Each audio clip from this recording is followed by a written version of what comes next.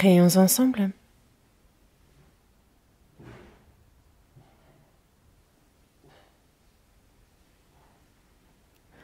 Dieu, notre Père, toi qui nous aimes, toi qui as sauvé notre âme, merci pour cette grande grâce. À cette heure, nous qui avons reçu la rédemption de nos péchés par le précieux sang versé par le Seigneur, sommes réunis devant toi. Nous te louons, nous apprenons ta parole, nous te glorifions et nous te remercions pour la communion. À cette heure, nous croyons en ce que le Seigneur est encore parmi nous et tes regards sur chacun d'entre nous, que par ta main miséricordieuse nous soyons soutenus et que par ta grâce abondante, par ta vie, par ta parole de vérité, nous puissions être renouvelés, sanctifiés. C'est notre souhait ardent et notre prière à ton égard, Seigneur. Il y a la Covid-19 qui nous empêche de nous réunir comme nous le voudrions.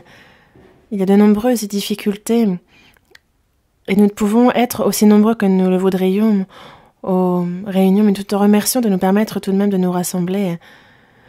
Nous prions pour les frères et sœurs en Corée, dans le monde entier, pour toutes tes églises.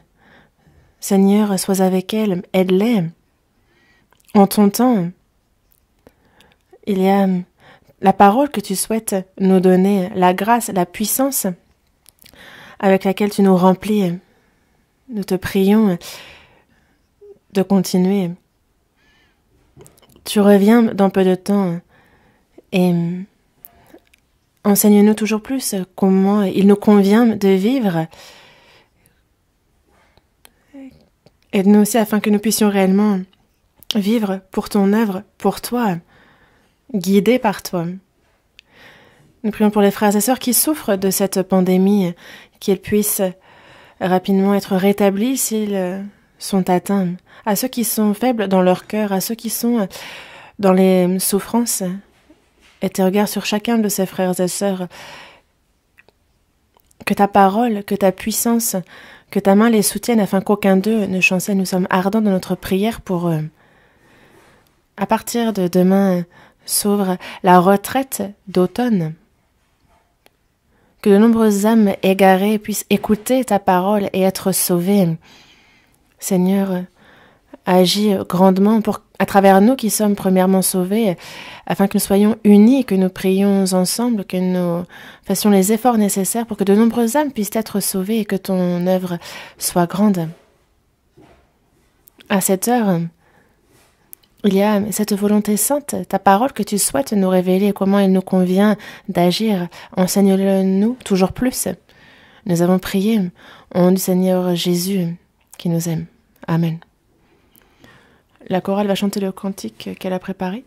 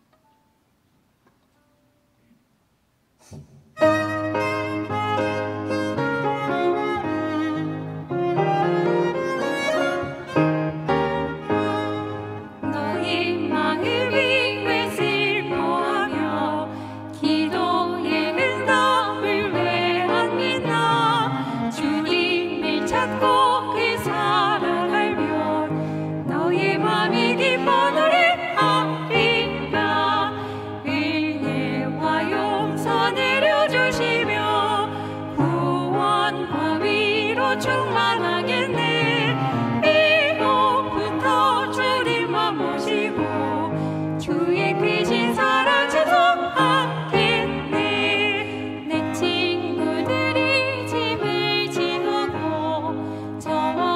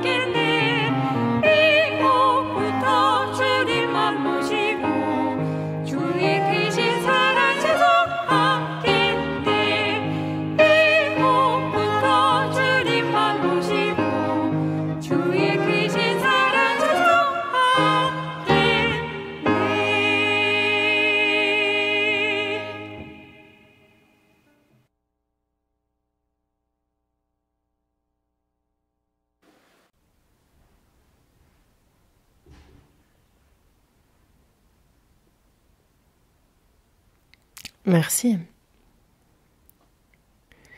Ouvrons la Bible à l'Épître aux Hébreux, chapitre 11. Hébreux, chapitre 11.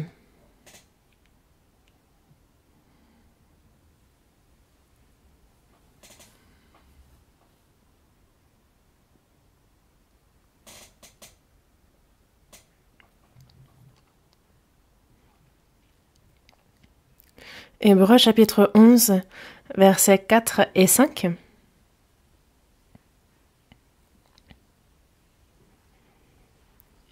Hébreux, chapitre 11, versets 4 et 5. C'est par la foi qu'Abel offrit à Dieu un sacrifice plus excellent que celui de Caïn. C'est par elle qu'il fut déclaré juste, Dieu approuvant ses offrandes, et c'est par elle qu'il parle encore, quoique mort. C'est par la foi qu'Enoch fut enlevé pour qu'il ne vît point la mort, et qu'il ne parut plus parce que Dieu l'avait enlevé, car avant son enlèvement, il avait reçu le témoignage qu'il était agréable à Dieu.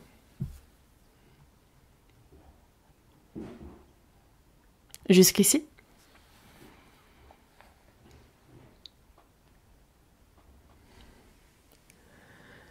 Il y a cette pandémie de la Covid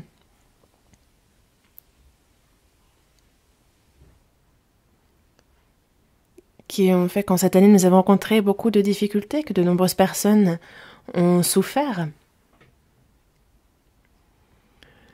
Toute personne dans ce monde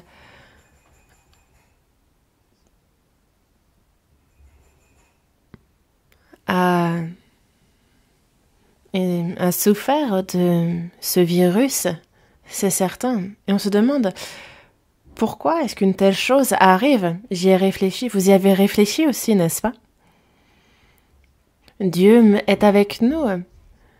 Dieu gouverne le monde.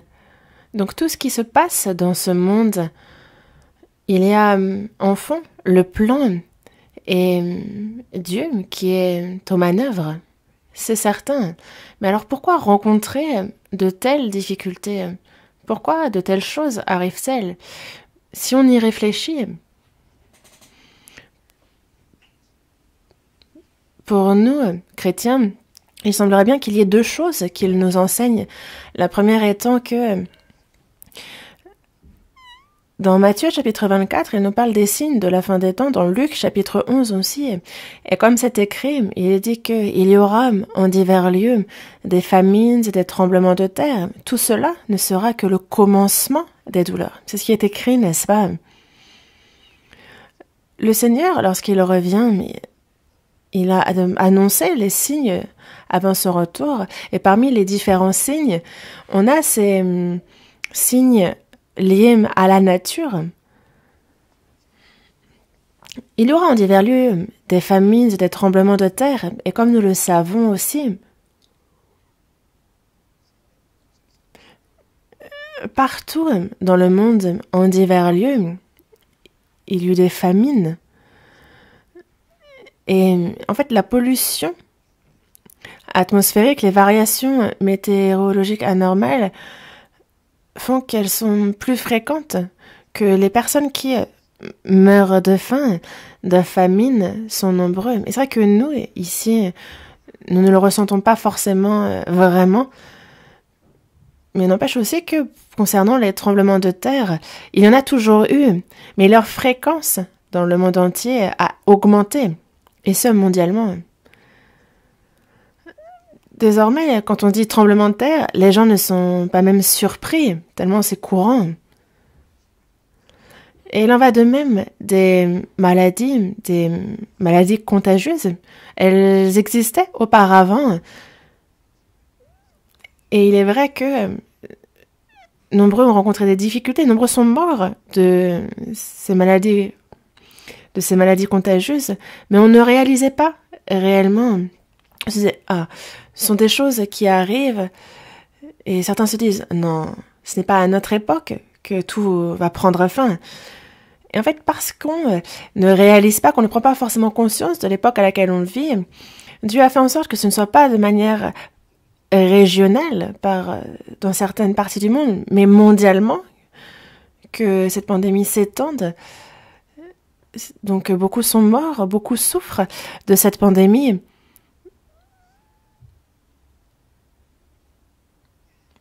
Et ce, de manière simultanée. Et ça, cela n'a pas pu s'arrêter malgré justement les inventions dans le passé, même l'intelligence humaine, quel que soit le développement de la civilisation, ça n'a pu résoudre ou stopper de telles épidémies, et cela ne le peut toujours pas. Et ce tout petit virus, invisible à l'œil, tue un grand nombre de personnes, en fait souffrir un bien plus grand nombre. Et nous savons ce qu'il va faire, mais ce que l'homme, lui, peut faire est vraiment moindre. Ça, on le ressent, n'est-ce pas? Nous sommes limités dans ce que nous pouvons faire, mais ce qui est sûr, c'est qu'à l'avenir, l'on pourra rencontrer de bien plus grandes difficultés. Il y aura de grands tremblements de terre et en divers lieux. Non pas seulement des famines, des tremblements de terre, mais d'autres catastrophes naturelles. Et est-ce que vous pensez que c'est tout? Il y aura aussi des phénomènes terribles. On entendra parler de guerre et de bruit de guerre. Et justement, il y aura lors de 7 années de tribulation, au début, donc un tiers de la population qui mourra, et ensuite, lors de la guerre d'Armageddon, c'est un tiers de la population mondiale qui périra, et c'est tout à fait possible à notre époque que disparaisse totalement ainsi la population. Et en fait, c'est afin de nous réveiller, de nous stimuler que Dieu aussi, justement, donne cette pandémie afin qu'on arrête les si, non, je ne pense pas que, pour nous réveiller. Et donc, en fait, devant le Seigneur, notre vie ne consiste pas à vivre dans le confort, à chercher le bonheur sur cette terre. Ça, il faut abandonner. Le Seigneur, lui, pour lui, un jour est comme 1000 ans, et 1000 ans sont comme un jour. En fait, il use de patience envers nous, et il ne veut qu'aucun périsse, mais il veut que tous arrivent à la repentance. Il est patient, et ce n'est pas du tout pour que nous vivions dans plus de confort, ou qu'on vive comme bon nous semble. Ce n'est pas un temps qu'il nous donne pour ces choses-là. Non, et ça, nous le savons très bien. Mais il arrive que les chrétiens s'appesantissent à ce sujet aussi, qui font des allers-retours entre le monde et Dieu. Il arrive, parfois, que ce soit le cas pour certains. Le jour du retour du Seigneur est si proche, nous en prenons conscience chaque jour. Et s'il revient demain, dans Matthieu chapitre 24, il vient alors de 2 hommes qui seront dans un champ, l'un sera pris et l'autre laissé. De 2 femmes qui moudront à la meule, l'une sera prise et l'autre sera laissée. Dans le lit de 2 personnes qui dorment, l'une sera prise et l'autre laissée. Que ce soit la nuit d'un côté, le jour de l'autre, soudainement le Seigneur reviendra et prendra ceux qu'il a sauvés. Et ceux qui ne sont pas sauvés seront laissés, abandonnés, et entreront dans les 7 années de tribulation pour ensuite se retrouver en enfer. Et la question à se poser désormais, est-ce que le salut que j'ai reçu est sûr? Est-ce que ce n'est pas une vie religieuse, une routine? Est-ce que ce n'est pas un loisir que je suis en train de faire? Est-ce que ce n'est pas mon cas? Comme disent les gens du monde, c'est pas une blague. Dieu a donné son Fils unique, il a été jusqu'à le faire mourir pour notre salut. Et c'est le Saint-Esprit qui nous le fait comprendre. Et il est encore patient, encore maintenant, il use de patience envers nous.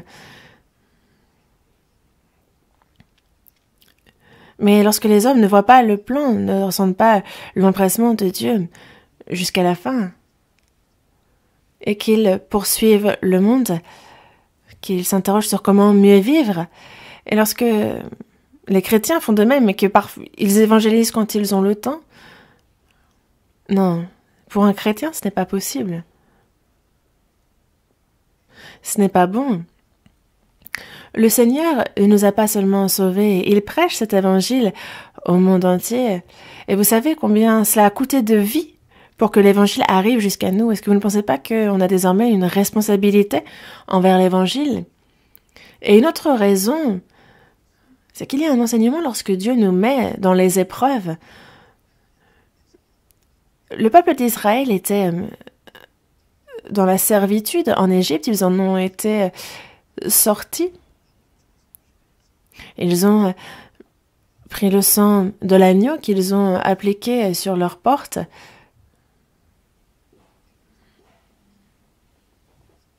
Ils ont été libérés de l'Égypte et ont été guidés jusqu'en terre de Canaan, terre promise par Dieu. Nous-mêmes, nous étions sous l'emprise du diable, nous étions ses esclaves, et c'est de cet empire-là que nous avons été délivrés, libérés. Et la terre de Canaan et la terre que Dieu avait promise à Abraham, c'est un peu l'ombre du paradis. Et vous savez que le peuple d'Israël n'est pas entré directement en terre de Canaan, et ils ont passé 40 ans dans le désert. Et qu'est-ce que cela nous enseigne? Après notre salut, jusqu'à ce que nous entrions dans son royaume, Dieu nous éprouve, Dieu nous teste, Dieu nous forge. Dans Deutéronome, on voit bien que s'il a éprouvé son peuple dans le désert et à de nombreuses reprises, c'est pour voir s'ils étaient obéissants dans leur cœur ou non.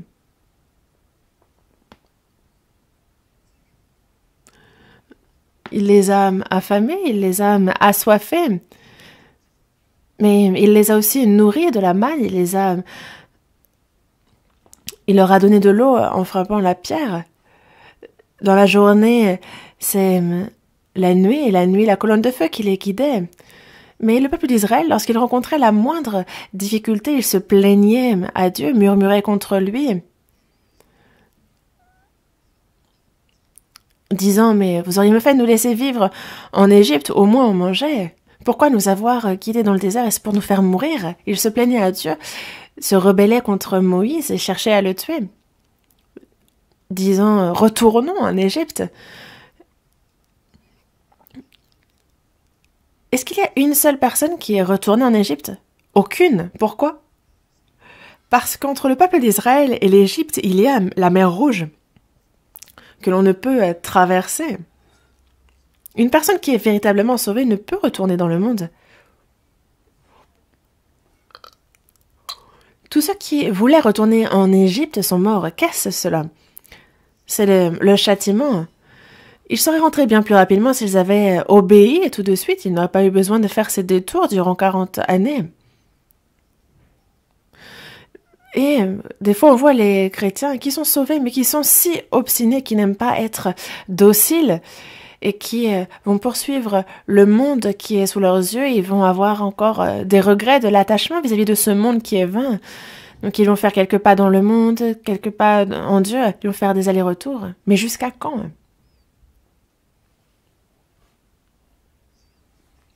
Le peuple d'Israël, dans le désert, s'est vu donner beaucoup d'épreuves par Dieu. C'est afin qu'ils soient forgés de voir s'ils étaient obéissants ou non à la parole de Dieu, leur montrant et essayant de leur faire comprendre qu'ils ne pouvaient rien, qu'ils ne pouvaient pas survivre sans Dieu.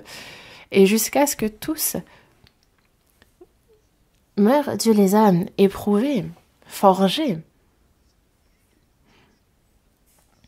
Et ça nous enseigne directement nous-mêmes. Ce n'est pas du tout éloigné de nous. Dieu envoyait des serpents lorsque ils murmuraient contre lui. Dès que l'occasion se présentait, les Amalécites s'en prenaient au peuple d'Israël, les combattant et tuant de ses membres. Et ce sont des éléments que nous retrouvons nous-mêmes dans notre propre vie. Et ce n'est pas parce que nous sommes sauvés que nous vivons dans le confort, que c'est un long fleuve tranquille. En fait, ne pensez même pas à une telle chose. Dieu est certes avec nous, mais il nous donne des souffrances. Mais il nous donne aussi la force de surmonter ces souffrances et il nous protège dans ces souffrances, dans ces épreuves. Dans les difficultés, on ne peut pas reculer ou se soumettre, il faut s'appuyer en Dieu, se confier en lui, et alors vraiment il nous protège. Et c'est pour cela que malgré les difficultés, il y a beaucoup de choses que l'on peut comprendre, que l'on peut réaliser dans les difficultés. Aujourd'hui, à travers le verset que nous avons lu ensemble, on voit Adam, donc premier homme de l'humanité, après qu'il ait été chassé du jardin d'Éden, il y avait parmi ses fils Abel, qui s'est saisi d'un agneau et a offert un sacrifice qui fut agréable à Dieu et qui fut reçu par Dieu. Parmi ceux qui sont pécheurs en Adam, il est le premier à avoir été justifié par la foi. Nous aussi, nous étions pécheurs voués à la perdition, mais c'est par le sang précieux du Seigneur qu'il a versé, c'est par la foi en ce qu'il a accompli, comme il dit dans Romains chapitre 3. En fait, c'est gratuitement qu'on a été justifié par sa grâce, par le moyen de la rédemption qui est en Jésus-Christ. On a été gratuitement justifié, on est donc sans péché, c'est bien le salut dont on parle ici, n'est-ce pas? Le premier à avoir été ainsi sauvé, Abel en est le représentant. Mais Enoch, ensuite, descendant d'Abel, a lui reçu le témoignage qu'il était agréable à Dieu. Enoch n'a pas vu la mort. Il n'est pas mort et c'est vivant qu'il alla vers Dieu. Il y a seulement 2 personnes, Enoch et Élie, qui ont eu cette expérience. Désormais, ceux qui sont gratuitement justifiés par sa grâce doivent ensuite recevoir ce témoignage qui sont agréables à Dieu par leur foi. Frères et sœurs, vous ici présents, êtes-vous certains de la justification par sa grâce? Qu'est-ce qu'il nous faut faire alors après? Est-ce qu'il suffit d'être là, présent, et d'attendre qu'on entre dans son royaume? Non, si c'est par la foi que nous avons été sauvés, c'est par la foi aussi qu'il faut que l'on reçoive le témoignage que l'on est agréable à Dieu dans notre vie. Que ce soit mort ou vivant, que nous soyons enlevés vivants par Dieu. Mais ce qu'il nous faut faire lorsque nous vivons devant lui, c'est que l'on vive de manière à recevoir le témoignage qu'on lui est agréable. Avant de recevoir le salut, nous étions autrefois étrangers et ennemis par nos pensées, par nos mauvaises œuvres. Nous étions par nature des enfants de colère. Mais Dieu, lui, il est riche en miséricorde et à cause du grand amour dont il nous a aimés, il a envoyé Jésus-Christ et il nous a ainsi sauvés. Et si nous avons bien reçu ce salut, alors dans notre vie désormais, ce qu'il nous convient de faire, c'est d'être agréable à Dieu. Ainsi, aujourd'hui, Enoch est vraiment celui qui représente ceux qui ont été agréables à Dieu, qui en ont reçu le témoignage. Et donc, à travers sa vie, nous allons voir en quoi cela consiste d'être agréable à Dieu. Et j'aimerais vous montrer en quoi il est bon d'être agréable à Dieu. Qu'est-ce qu'une vie agréable à Dieu? Pourquoi faut-il que notre vie soit agréable à Dieu? Pourquoi nous faut-il lui être agréable? Il y a beaucoup de raisons à cela. La première étant que le Seigneur qui nous a sauvés lui-même était agréable à Dieu. Dans Matthieu chapitre 3, verset 17, on voit que Jésus va au Jourdain se faire baptiser et une fois qu'il ressort de l'eau, il y a comme une colombe qui descend le Saint-Esprit et une voix se fait entendre. « Celui-ci est mon fils bien-aimé en qui j'ai mis toute mon affection. » On a entendu une voix. En réalité, Jésus a toujours été le fils bien-aimé de Dieu. Il a toujours été celui qui était agréable à Dieu. Pourquoi avoir besoin de répéter encore une fois de plus cela? C'est parce que Jésus, s'il est le Seigneur de notre salut, il est aussi un modèle pour nous chrétiens sauvés dans tous les aspects de sa vie. Jésus est baptisé dans le Jourdain et quand il ressort des eaux, on voit les cieux s'ouvrir et il nous montre ainsi sa mort. On voit alors que désormais il n'y a plus inimitié entre Dieu et les hommes, il a ôté cela et on voit que les portes s'ouvrent Et lorsqu'il dit « Celui-ci est mon fils bien-aimé, en qui j'ai mis toute mon affection », et c'est bien la parole de Dieu qui s'adresse aussi à tous ceux, non pas seulement le Seigneur, qui sont ses fils.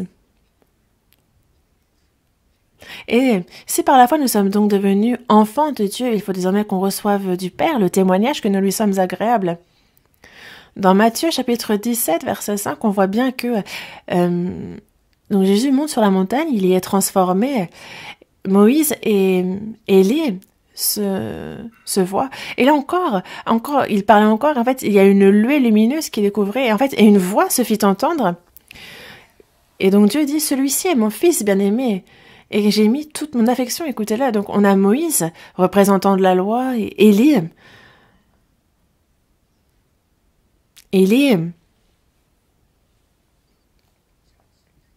Moïse est représentant de la loi et Élie, le représentant des prophètes. Représentant de la loi, représentant des prophètes, c'est ce qu'il représente. Et ça nous montre bien qu'en fait, c'est là que Jésus, en fait, la loi et les prophètes témoignent de Jésus. Moïse, en fait, et Élie font un peu comme ce qu'on dirait de nos jours, la passation de pouvoir à Jésus. Désormais, nous n'écoutons plus Moïse ni Élie. Nous écoutons Jésus-Christ, le Fils de Dieu. C'est sa parole que nous écoutons. Et par sa mort, il fut aussi agréable à Dieu. Et aussi, dans Jean chapitre 8, verset 29, Jésus dit, celui qui m'a envoyé est avec moi. Il ne m'a pas laissé seul parce que je fais toujours ce qui lui est agréable. Le Seigneur qui nous a sauvés, il n'a pas été abandonné parce qu'il a toujours fait ce qui était agréable à Dieu. Et ça, il faut que nous, chrétiens sauvés, nous fassions comme le Seigneur. Il faut que nous aussi, toujours, nous fassions ce qui est agréable à Dieu. Il faut que nous soyons ceux qui lui sont agréables. La raison pour laquelle nous devons lui être agréables, c'est que nous étions et vivions dans le péché, voués à la perdition. À cause de ces péchés, nous devions mourir et aller en enfer, mais il nous a donné la vie, il nous a sauvés, il nous a pris pour ses enfants. Et c'est bien la raison pour laquelle il nous convient d'être agréable à Dieu le Père.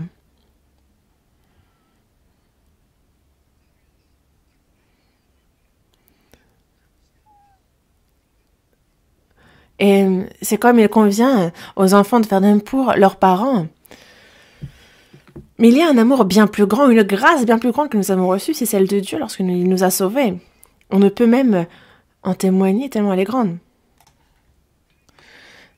Mais nous aimons Dieu et lui être agréable, c'est évidemment, c'est naturel, c'est ce qu'il faut que nous fassions. C'est pour cela que dans Romains chapitre 8, verset 32, il est dit que lui, il n'a pas épargné son propre fils, mais il l'a livré pour nous tous. C'est ce qu'il a dit. Il n'a point épargné son propre fils, mais il l'a livré pour nous tous. Il ne l'a point épargné. Dieu n'a pas épargné son propre fils. Et cette grâce-là, comment est-ce que nous pourrions rendre cette grâce qu'il a eue envers nous? Ce que nous devons faire désormais, c'est... Nous qui avons été sauvés gratuitement par cette grâce, il faut désormais être agréables au Père. C'est ce qu'il convient de faire. C'est évident. Comment rendrai-je à l'Éternel tous ses bienfaits envers moi? Et désormais, dans la vie qu'il nous reste à vivre sur cette terre, c'est pour lui rendre tous ses bienfaits envers nous, que nous la vivons dans Galates, chapitre 1, verset 10, il est bien dit, maintenant, est-ce la faveur des hommes que je désire ou celle de Dieu? Est-ce que je cherche à plaire aux hommes?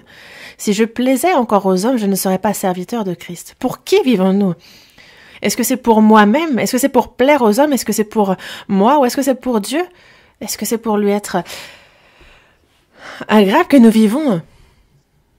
Nous ne vivons pas pour nous-mêmes ou pour notre propre plaisir ou pour une vie agréable. Dans la première épître aux Thessaloniciens, chapitre 2, verset 4, il est dit « Dieu nous a jugés dignes de nous confier l'Évangile, ainsi nous parlons, non comme pour plaire à des hommes, mais pour plaire à Dieu qui sonde nos cœurs.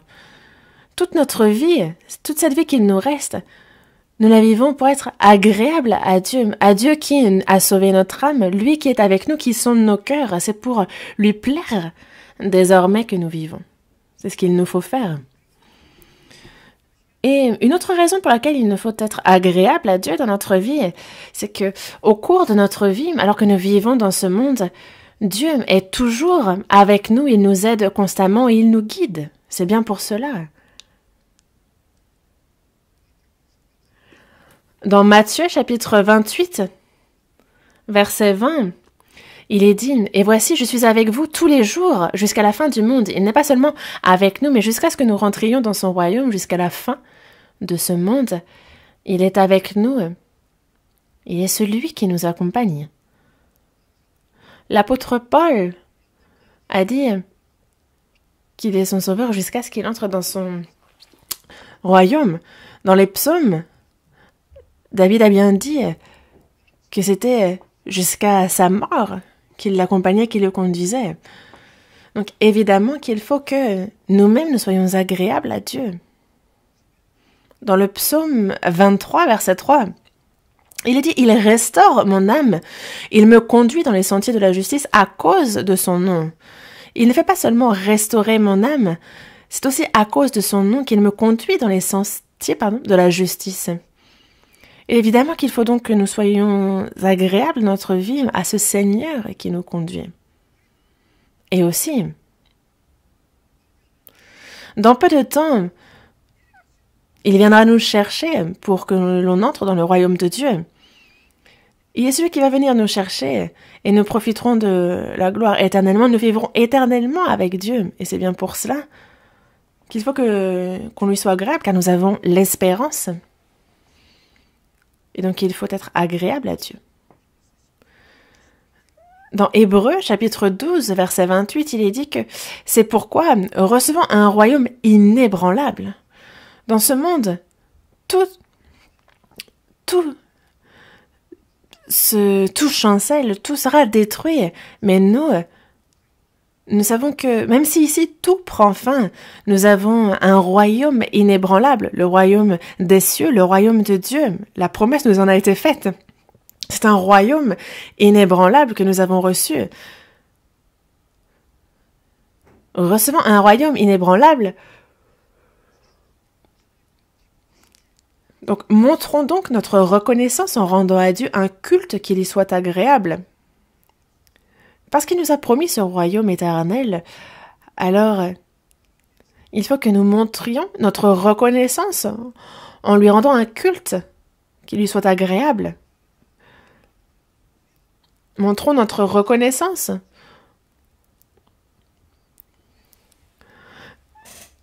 De peur d'être en étant dans la crainte, de peur de le quitter, de peur de ne pas suivre sa parole. Il faut montrer notre reconnaissance en lui rendant un culte qu'il soit agréable.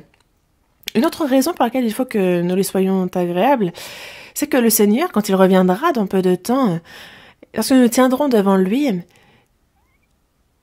nous serons jugés selon nos œuvres. Matthieu, chapitre 16. Matthieu, chapitre 16. Matthieu, chapitre 16.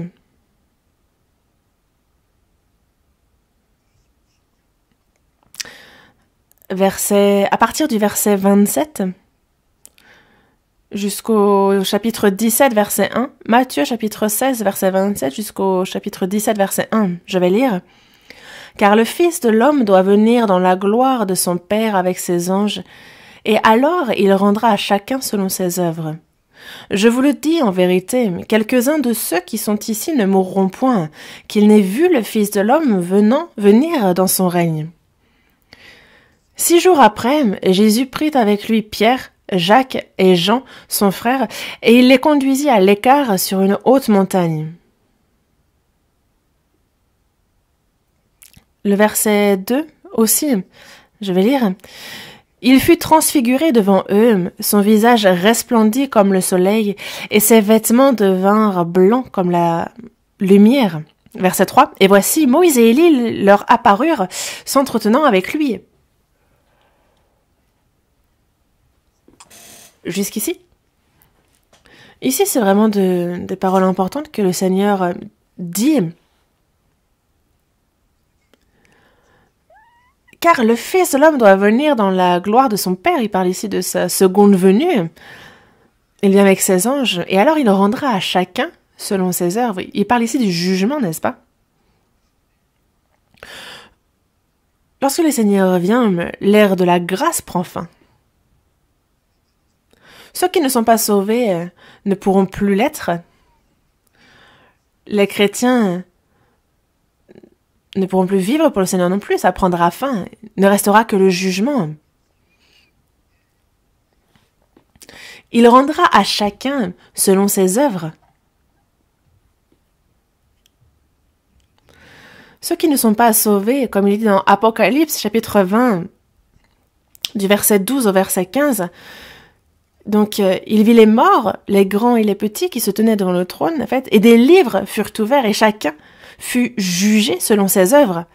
Et la mort et le séjour des morts furent jetés dans les temps de feu, c'est la seconde mort, les temps de feu, l'enfer. Quiconque ne fut pas trouvé écrit dans le livre de vie fut jeté dans les temps de feu. Ceux qui ne sont pas sauvés seront jugés selon leurs œuvres, et alors il sera puni, d'autant que ses péchés ont été sévères, et il sera puni en enfer. Et les chrétiens sauvés aussi seront jugés lorsqu'ils se tiendront devant le Seigneur lors de sa seconde venue. Dans la seconde épître aux Corinthiens, chapitre 5, verset 10, il est dit que donc tous, nous devons comparaître devant le tribunal de Christ afin que chacun reçoive selon le bien ou le mal qu'il aura fait étant dans son corps. Selon le bien ou le mal qu'il aura fait étant dans son corps. Depuis le jour de notre salut jusqu'à ce que le Seigneur revienne, comment avons-nous vécu? Qu'avons-nous fait? Avons-nous vécu selon la volonté de Dieu ou non? Avons-nous vécu en suivant le Saint-Esprit ou non? Avons-nous vécu comme bon nous semblait? Est-ce que nous avons vécu pour nous-mêmes ou pour le Seigneur? C'est ce qui sera jugé selon le bien ou le mal que nous aurons fait dans notre corps. Il y a donc ce jugement.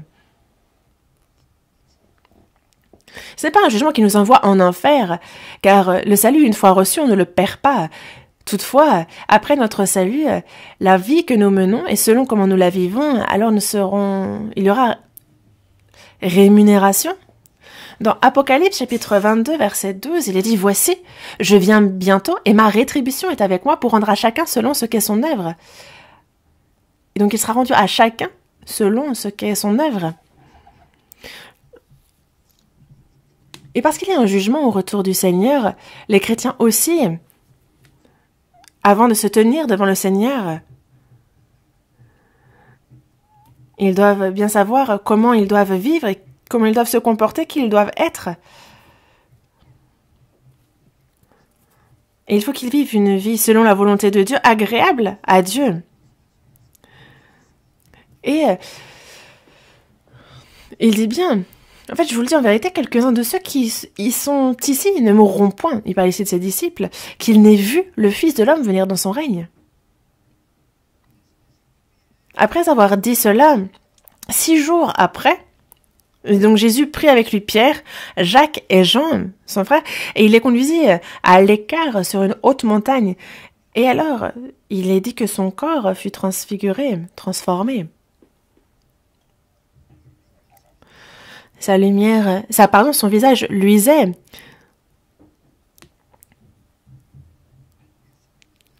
Jésus, soudainement, fut transformé pour un corps de gloire. Et à côté, Moïse et Élie sont apparus.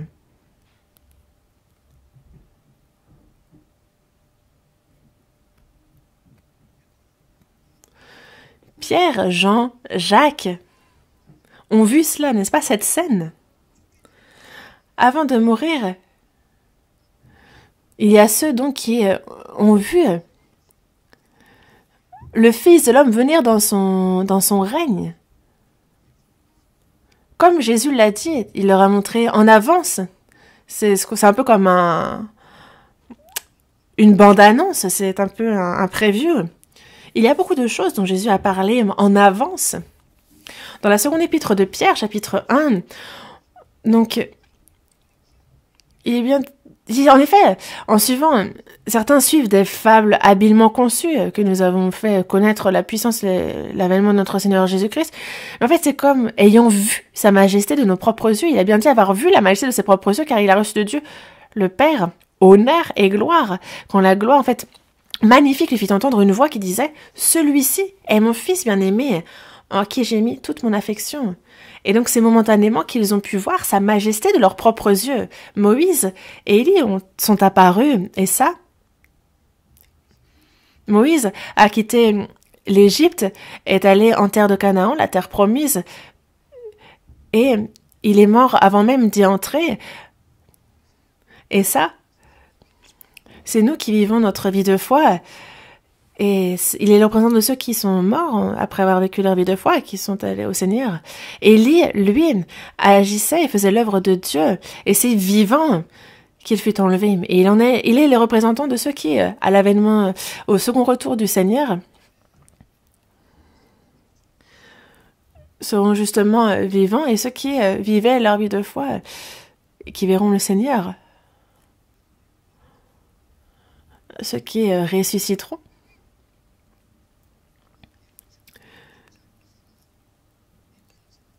Et il y a ceux donc qui, comme Moïse, seront morts et ressusciteront, et il y a ceux qui, de leur vivant, rencontreront le Seigneur. Il y a donc ces deux catégories de personnes. Dans 1 Thessaloniciens, chapitre 4, verset 16, il est dit que le Seigneur lui-même a un signal donné à la voix d'un archange et au son de la trompette de Dieu. Il descendra du ciel et les morts en Christ ressusciteront premièrement. Ensuite, nous, les vivants qui serons restés, nous serons tous ensemble enlevés avec eux sur des nuées à la rencontre du Seigneur dans les airs, et ainsi nous serons toujours avec le Seigneur. Lorsque le Seigneur reviendra dans les airs, ceux qui vivaient leur vie de foi seront ressuscités et ceux qui sont vivants seront enlevés. Et donc ces deux catégories de personnes-là se tiendront devant le Seigneur, et c'est quelque chose qu'il a montré à l'avance.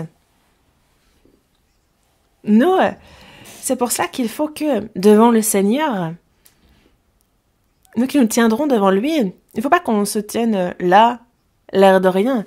Les chrétiens sauvés aussi depuis le jour de leur salut. Donc, les choses anciennes sont passées. On ne repense plus, on ne calcule plus ce qui était avant le salut, mais depuis le jour de notre salut et jusqu'à ce que le Seigneur revienne, tout sera calculé précisément et il sera rendu selon les œuvres que nous aurons faites.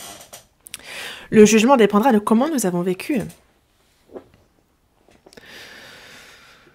Première épître aux Corinthiens, chapitre 5. Seconde épître aux Corinthiens, chapitre 5.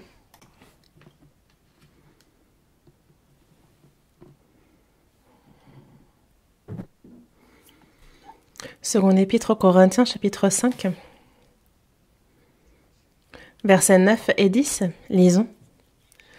Versets 9 et 10, lisons ensemble ces versets.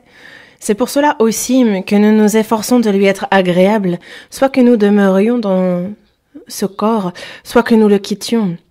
Car il nous faut tous comparaître devant le tribunal de Christ afin que chacun reçoive selon le bien ou le mal qu'il aura fait étant dans son corps. L'apôtre Paul a dit que l'on demeure ou que nous quittions ce corps. Donc toute personne, qu'elle vive dans ce monde ou qu'elle le quitte et qu'elle retrouve le Seigneur, qu'elle meure ou qu'elle vive, c'est ce qu'il veut dire par là, il faut s'efforcer d'être agréable à Dieu.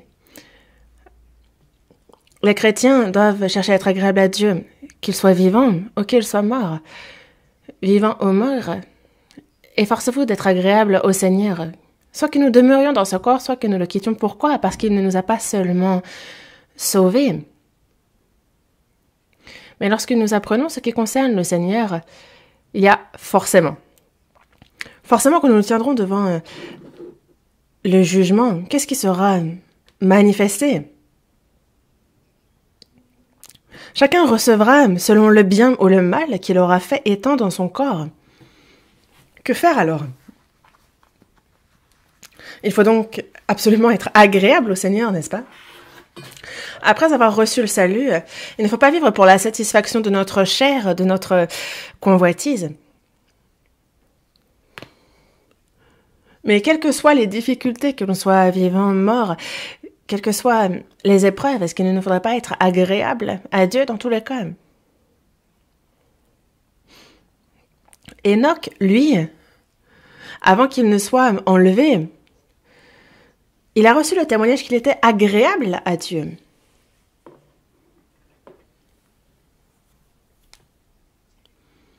Lorsque le Seigneur reviendra, nous serons enlevés.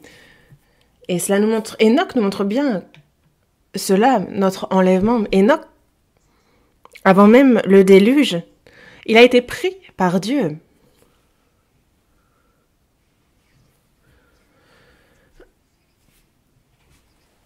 Et il nous parle de ces chrétiens qui seront enlevés vivants, sans connaître la mort. Nous aussi, nous vivons à une époque où nous pouvons, comme Enoch, être enlevés vivants. Et quand je dis cela, certaines personnes, justement, me disent « Mais il nous est bien dit, justement, que lorsque nous verrons toutes ces choses-là, eh ben, sachez que le Fils de l'homme est à l'approche, à la porte. Est-ce que ce n'est pas exactement ce qui se passe à notre époque, tous ces signes-là? Tous les signes qui étaient arrivés avant l'avènement, la seconde venue du Seigneur sont arrivés. Nous sommes juste avant le début des tribulations.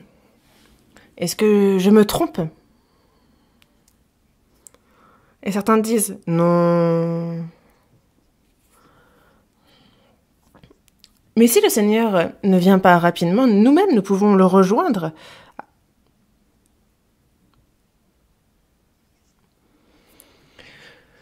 Juste avant Apocalypse, il y a Jude.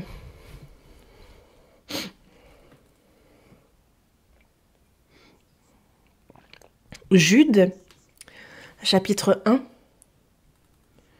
versets 14 et 15. Jude, chapitre 1, versets 14 et 15. C'est aussi pour eux qu'Enoch, le 7e depuis Adam, a prophétisé en ces termes. Voici, le Seigneur est venu avec ses saintes myriades, pour exercer un jugement contre tous et pour faire rendre compte à tous les impies parmi eux de tous les actes d'impiété qu'ils ont commis et de toutes les paroles injurieuses qu'ont proférées contre lui des pécheurs impies.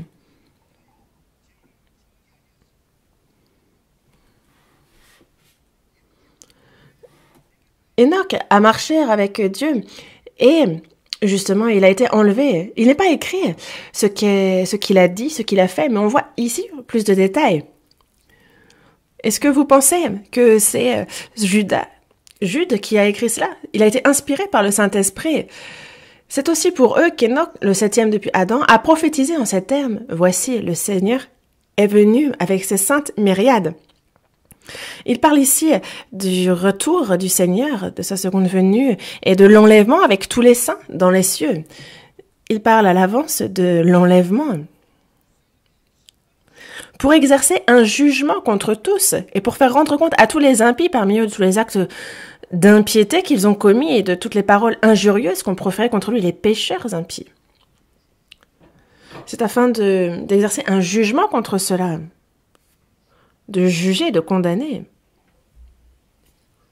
Ceux qui ne sont pas sauvés, il y a le jugement qui les attend, et le jugement qui attend les chrétiens,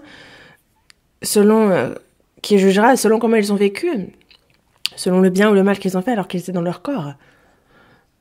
Une personne qui se dit sauvée, qui se dit enfant de Dieu,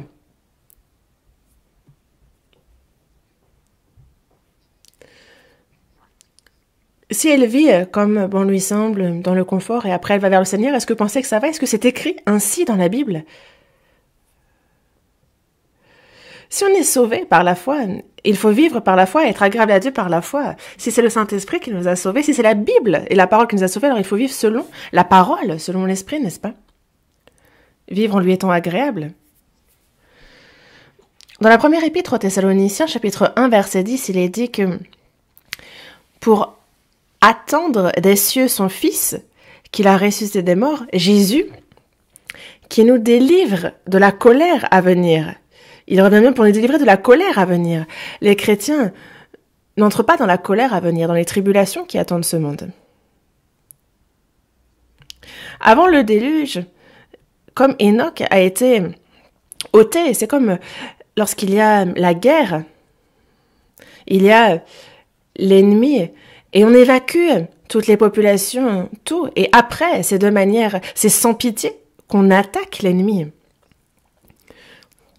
Après qu'il soit venu chercher tous les saints, Dieu va, sans pitié, faire périr ce monde. Le temps de sa patience, les hommes, alors que lui était patient, les hommes l'ont méprisé. Et c'est pour cela que Dieu ne peut que juger ce monde et ce sans pitié.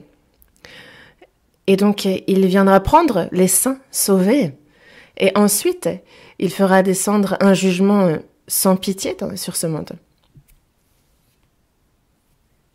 Et c'est pour cela que nous, comme Enoch, c'est vivant que nous pouvons être enlevés. Nous vivons vraiment à une époque où c'est possible. Il faut donc que, comme Enoch, avant de nous rendre au Seigneur, nous puissions recevoir le témoignage que nous lui sommes agréables. Être agréable à Dieu, pour nous, chrétiens nés de nouveau, c'est véritablement notre souhait. C'est vraiment notre but dans la vie.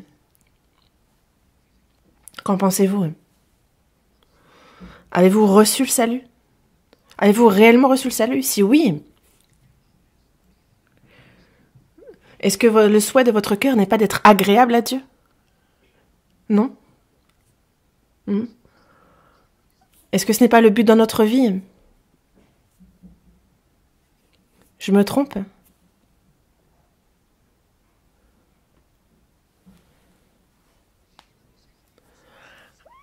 Est-ce que la vie de foi, c'est une vie de loisir? Est-ce que c'est une blague? Jusqu'à quand vivre ainsi? Le Seigneur est sur le point de revenir. Le fait qu'il ne soit pas encore revenu, c'est qu'il souhaite que tous... C'est parce qu'il attend, il est patient pour que les hommes reviennent à lui, et c'est aussi l'occasion qu'il nous donne de mieux vivre pour lui. Et vous n'aimez pas ça?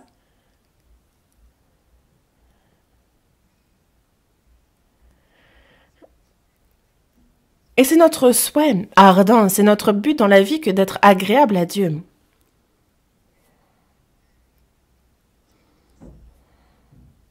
Nous qui étions des pécheurs voués à la perdition, mais nous sommes devenus enfants de Dieu.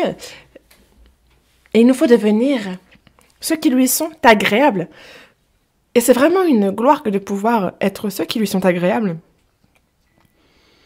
Car tous ont péché et sont privés de la gloire de Dieu. Mais les pécheurs qui étaient voués à la perdition entrent désormais dans la gloire de Dieu et peuvent lui être agréables. Et ça, est-ce que ce n'est pas un privilège surprenant? On peut lui être agréable. Dans Sophonie, chapitre 3, verset 17, il est dit « L'Éternel, ton Dieu, est au milieu de toi, comme un héros qui sauve, et il fera de toi sa plus grande joie. Il gardera le silence dans son amour, et il aura pour toi des transports d'allégresse. » Il fera de toi sa plus grande joie. Et non seulement il nous sauve, mais il est aussi au milieu de nous. Il fera de nous sa plus grande joie et il aura pour nous des transports d'allégresse. Il garde le silence dans son amour, il s'en réjouit, il est dans l'allégresse quand on lui est agréable. Lorsqu'on se marie, qu'on a des enfants, et regardez combien les parents se réjouissent de leurs enfants, même s'ils pourtant ils font dans leur couche, ils font des bêtises. Vraiment, en fait, ils sont tellement dans la joie qu'ils ne savent même plus comment réagir. Est-ce que vous savez à quel point est-ce que Dieu se réjouit de nous avoir? Un pécheur qui était voué à la perdition, est devenu un fils agréable à Dieu, un fils qui fait sa joie. C'est ce qu'il nous faut faire, n'est-ce pas? C'est ce qu'il faut que nous fassions à Dieu. Et si nous souhaitons être agréables à Dieu, la première chose qu'il nous faille faire, c'est déjà nous réjouir en Dieu. Celui qui se réjouit en Dieu pourra vraiment être agréable à Dieu. Dans la première épître de Pierre, chapitre 1, verset 8,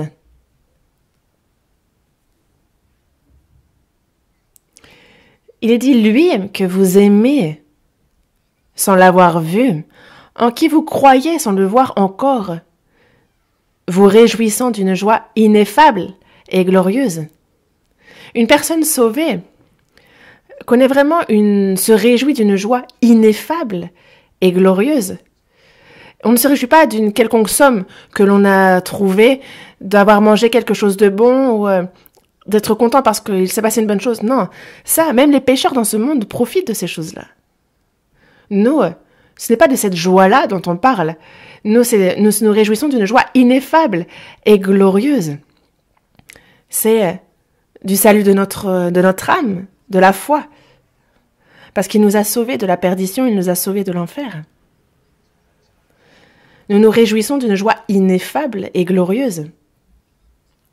Dans Habakkuk, chapitre 3, versets 17 et 18 aussi, on voit le prophète Habakkuk qui dit « Le figuier ne fleurira pas, la vigne ne produira rien, le fruit de l'olivier manquera.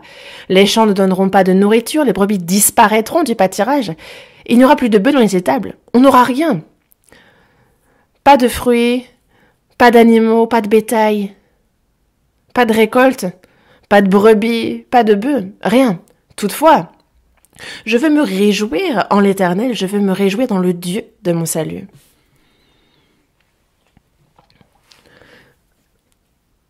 Des fois, on voit certaines personnes qui sont riches ou qui roulent en voiture, on se dit « Ah, quand est-ce que moi j'aurai cette somme-là? Quand est-ce que moi je roulerai dans une telle voiture ?» Est-ce que c'est ce que vous dites? Vous vous dites? Mais regardez combien Jésus était pauvre. Jésus est né dans une auge. C'est 30 ans qu'il a passé en étant fils d'un charpentier pauvre. Et durant 3 ans et demi, il n'a pas su où poser sa tête. Il était poursuivi. Dans la journée, il prêchait à Jérusalem et le soir, il priait et s'endormait sur le mont des Oliviers. Les Juifs le poursuivaient cherchant à le tuer. Et il fut finalement mort et crucifié.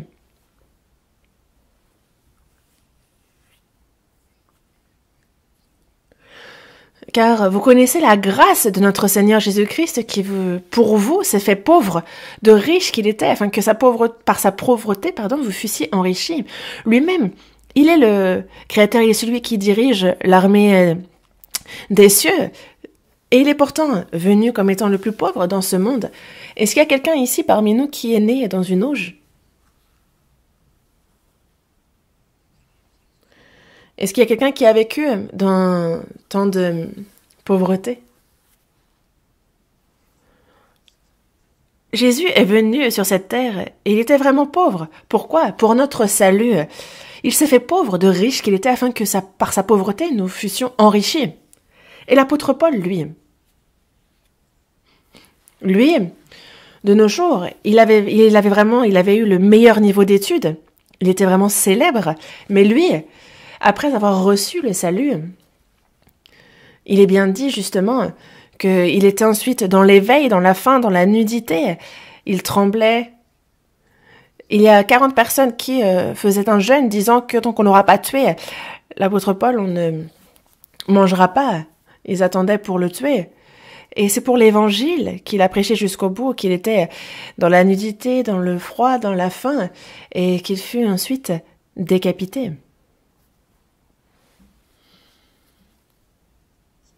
Mais nous, pourquoi avons-nous tant de convoitises?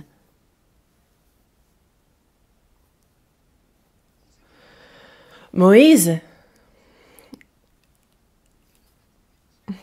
aurait pu devenir pharaon, mais ça, il l'a mis de côté, il l'a laissé, préférant à tous les trésors d'Égypte. Justement, lui avait les yeux sur la rétribution. Il a regardé l'opprobre de Christ comme une richesse plus grande que les trésors d'Égypte. Il est bien dit que justement, lui, il a considéré que La rémunération de Christ était plus grande que toutes les richesses de tous les trésors de l'Égypte. Il s'en est réjoui. Et nous le savons, n'est-ce pas? Mais il ne suffit pas de le savoir, il faut pratiquer.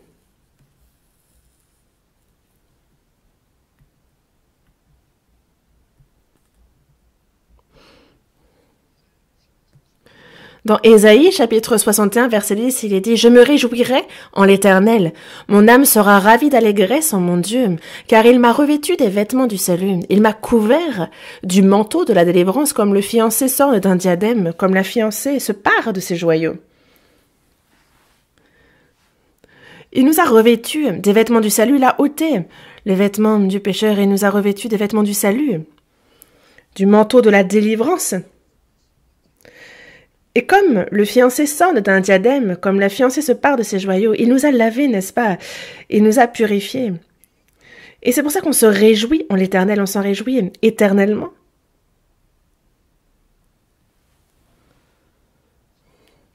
Dans le psaume 37, verset 4, il est dit « Fais de l'Éternel tes délices, et il te donnera ce que ton cœur désire. Fais de l'Éternel tes délices. » Cherche ta propre joie dans la joie qui vient de Dieu. Car les choses qui réjouissent ce monde, ne cherchez pas à l'obtenir non plus, mais réjouissez-vous dans ce qui réjouit l'Éternel. Lorsque le Seigneur est attristé, nous aussi. Lorsqu'il apprécie telle ou telle chose, nous aussi on apprécie. S'il hait quelque chose, on hait cette même chose. Est-ce que vous ne pensez pas que c'est comme ça que ça doit fonctionner?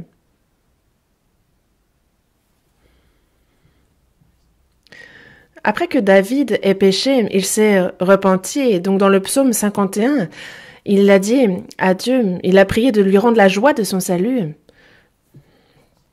et de lui donner un esprit de bonne volonté pour le soutenir. Alors j'enseignerai tes voies à ceux qui les transgressent et les pécheurs reviendront à toi. Une personne sauvée qui est désobéie et qui pêche ne perd pas son salut, mais c'est la joie du salut qui s'en va. Et c'est pour ça que, avec un cœur honnête, David s'est adressé à Dieu, lui demandant de lui rendre la joie de son salut, un esprit de bonne volonté pour le soutenir. Il lui dit, mais aide-moi, soutiens-moi. Rends-moi la joie de ton salut et qu'un esprit de bonne volonté me souvienne. Parce que si nous perdons la joie du salut, alors notre cœur aussi qui souhaite vivre pour Dieu s'éteint. Dans Néhémie, il est dit, ne vous affligez pas, car la joie de l'Éternel sera votre force. Quand nous-mêmes, on se réjouit dans ce qui réjouit le Seigneur, alors c'est vraiment là notre force. La joie de l'Éternel sera votre force. Réjouissez-vous en toutes choses.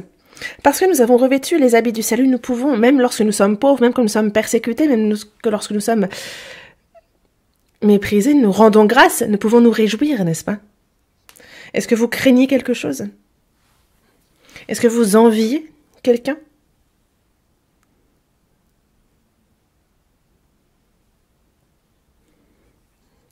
Dans Éphésiens chapitre 5, verset 10, il est dit « Examinez ce qui est agréable au Seigneur. Cherchez ce qui est agréable au Seigneur. » Donc désormais, nous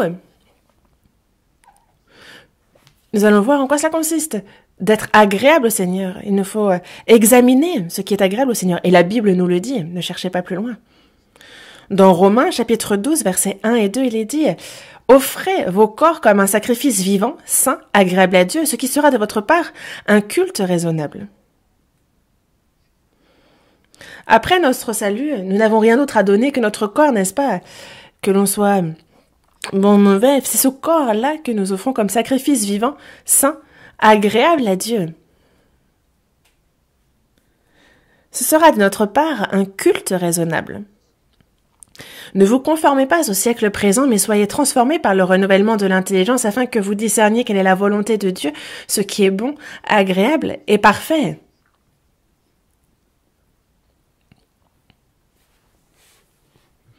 Nous, il ne faut pas que l'on ressemble à ce siècle présent. Il faut que l'on soit transformé par le renouvellement de l'intelligence. C'est le Saint-Esprit qui transforme notre cœur. Il nous renouvelle. Par la parole, il nous sanctifie. Et c'est pour cela que on peut ainsi discerner quelle est la volonté de Dieu, ce qui est bon, agréable et parfait.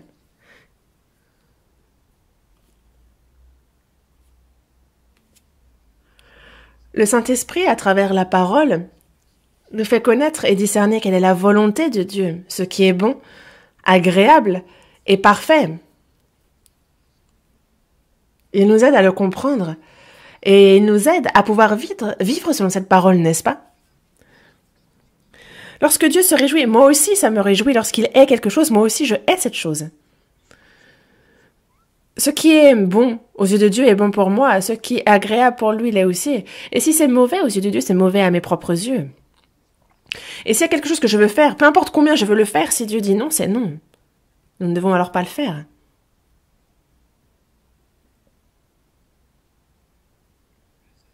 Ainsi, dans la première épître de Pierre, chapitre 4, verset 2, il est dit que désormais, nous ne vivons plus selon les convoitises des hommes, mais selon la volonté de Dieu, pendant le temps qui nous reste à vivre dans la chair. Après notre salut, jusqu'à ce que nous allions au Seigneur, il ne reste pas longtemps à vivre dans notre chair, n'est-ce pas? Il ne reste pas longtemps. Vraiment pas longtemps. Et désormais, nous ne vivons plus selon les convoitises des hommes. Nous ne vivons plus comme les hommes de ce monde, en poursuivant les convoitises de la chair. Nous ne vivons plus en suivant ces convoitises-là, car c'est assez. En effet, d'avoir dans le temps passé accompli la volonté des païens, en marchant dans la dissolution, les convoitises, l'ivrognerie, les excès. C'est fini tout ça.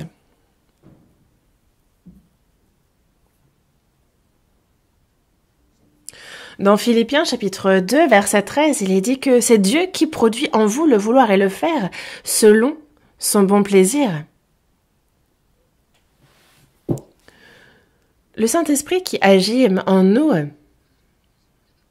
nous fait comprendre quelle est la volonté de Dieu et nous donne aussi la force. Il met dans notre cœur le vouloir et le faire. Il nous donne le vouloir, mais il donne aussi la force de pouvoir faire. Ce qui est agréable à Dieu, il nous fait le vouloir dans notre cœur. Et être agréable à Dieu doit vraiment devenir notre souhait. Mon seul vœu dans ma vie, c'est de faire l'œuvre de Dieu, lui être agréable, faire la tâche qu'il m'a confiée, et ensuite me séparer de ce monde pour aller le retrouver. Ce sont les paroles d'un cantique, et c'est bien le but dans notre vie, n'est-ce pas? Et on est comme mort si on a perdu de vue notre but dans la vie.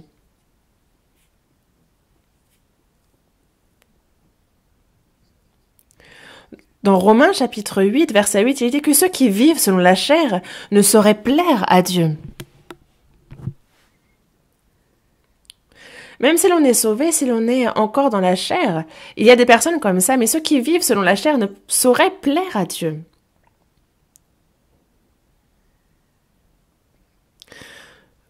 Comment faire pour satisfaire un peu plus la chair?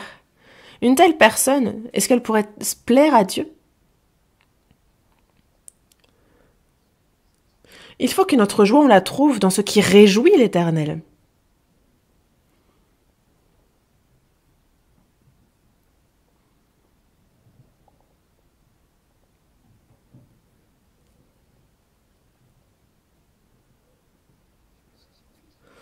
Dans Hébreux, chapitre 10, verset 39, il dit « Nous ne sommes pas de ceux qui se retirent pour se perdre, mais de ceux qui ont la foi pour sauver leur âme. » Nous ne sommes pas de ceux qui se retirent pour se perdre. Il nous a non seulement sauvés, mais il nous a aussi donné la foi. Il faut donc que l'on aille de l'avant. Il faut aller de l'avant encore et encore. Nous approcher du Seigneur, toujours plus près, et non pas nous retirer, reculer. Nous approcher pas à pas de sa volonté et avancer pour sa gloire. C'est cela, la vie de foi. Et j'ai beau vous casser les oreilles avec ça. Certains me disent, est-ce qu'on peut vraiment vivre comme ça? Ah non, on a la chair, mais est-ce qu'il y a quelqu'un qui n'a pas la chair parmi nous ici? Ne vous trouvez pas d'excuses. Ne cherchez pas à vous raisonner ou à vous trouver des excuses.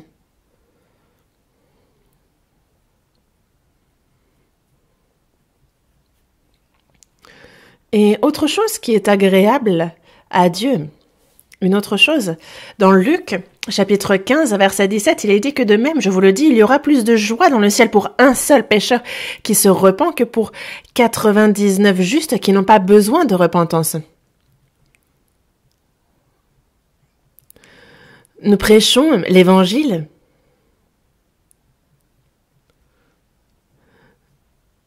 Le salut des âmes perdues, c'est ce qui réjouit et ce qui est agréable à Dieu.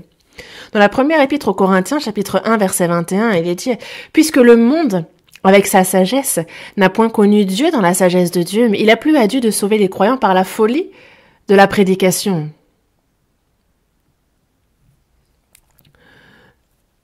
Le salut est quelque chose que l'on ne peut recevoir avec ces choses du monde. Et le monde considère avec sa sagesse que Dieu est faux. Il considère que la prédication est une folie. Mais c'est ça qui sauve.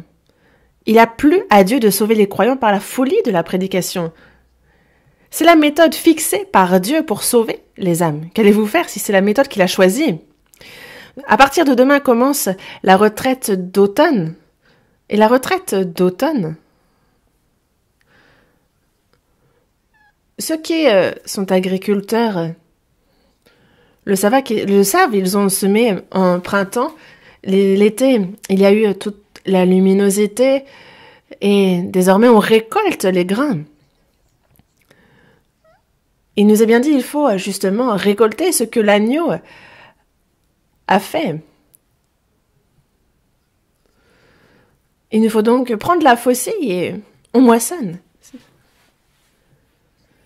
Prenons la faucille qu'est l'Évangile.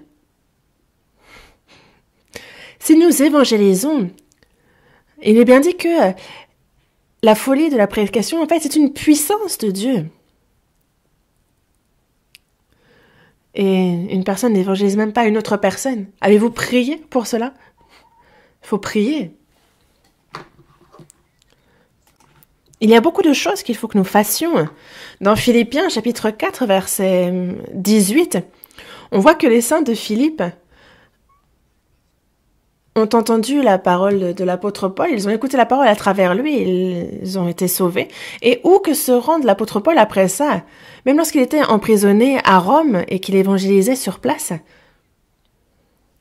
alors qu'il était durant 2 ans, plus il faisait ses séminaires, alors que lui-même était un peu comme assigné à résidence, en fait, à travers Épaphrodite, ils envoyaient ce dont l'apôtre Paul avait besoin. Et c'est pour cela que, dans Philippiens chapitre 4, verset 18, il a dit vraiment « J'ai tout reçu et je suis dans l'abondance. J'ai été comblé de biens en recevant par Épaphrodite ce qui vient de vous comme un parfum de bonne odeur, un sacrifice que Dieu accepte et qui lui est agréable. » L'apôtre Paul a tout reçu. Il a su être dans l'abondance, dans la disette, même lorsqu'il était emprisonné, il disait « J'ai tout reçu et je suis dans l'abondance », alors qu'il est emprisonné. Et c'est pour ça qu'il dit qu'il a avoir été comblé de biens, parce qu'il a reçu d'Épaphrodite ce qui venait des saints. Et ça, c'est comme un parfum de bonne odeur, un sacrifice que Dieu accepte, qui lui est agréable. L'apôtre Paul a évangélé à Philippe, mais les saints de Philippe lui envoyaient tout ce dont il avait besoin. Et il a bien dit que c'était justement un sacrifice que Dieu accepte, qui lui est agréable. C'est ça qui est agréable à Dieu. Et nous aussi, même si nous ne pouvons pas aller à l'étranger pour prêcher l'Évangile, nous prions pour ceux qui le font. Pour ceux qui nous faisons les offrandes, nous participons par la prière pour ceux qui prêchent à l'étranger. Et c'est quelque chose qui réjouit vraiment Dieu.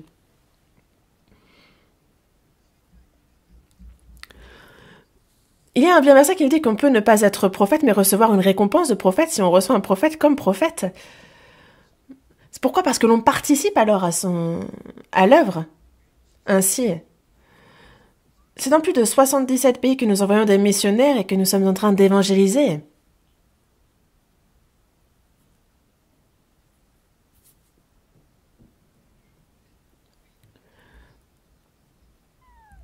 Et la majorité des pays où nous sommes sont pauvres.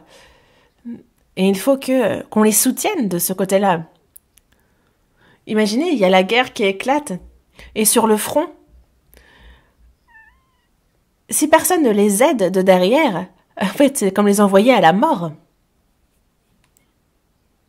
Si on ne leur donne pas à manger, si on ne leur envoie pas des armes, si on ne leur envoie pas des médicaments, ils meurent, non? Comment pensez-vous qu'ils puissent vaincre l'ennemi si on ne les aide pas? Est-ce que nous n'avons rien à faire? Nous participons ensemble à l'évangile, il nous faut coopérer. Par la prière, par nos biens matériels, quel que soit le moyen, il nous faut aussi participer à ça. Et je pense vraiment que c'est quelque chose que notre Église fait bien et je rends vraiment grâce à Dieu pour ça. Dieu ouvre nos cœurs et nous met à cœur de participer à ça et on le remercie vraiment pour ce cœur.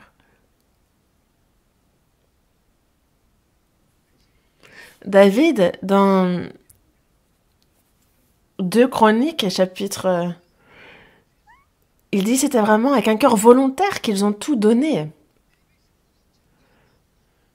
C'est vraiment, justement, je sais, oh mon Dieu, que tu sondes le cœur, que tu aimes la droiture. Aussi, je t'ai fait toutes ces offrandes volontaires dans la droiture de mon cœur.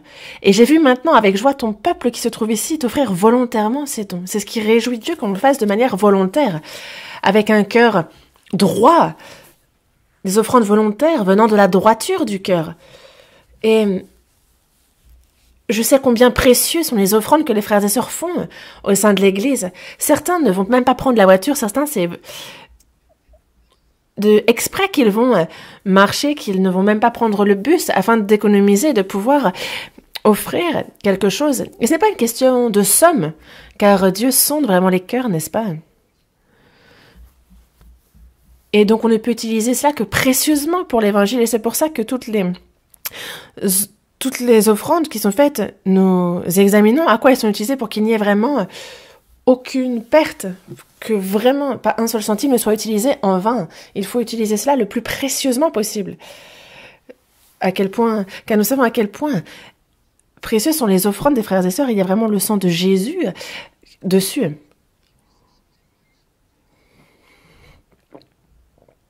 Dans Hébreux, chapitre 13, verset 16, il est dit de ne pas oublier la bienfaisance et la liberté, car c'est à de tels sacrifices que Dieu prend plaisir.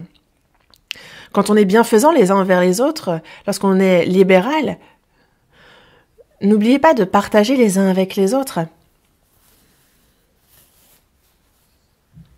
Car ça, c'est un sacrifice auquel Dieu prend plaisir.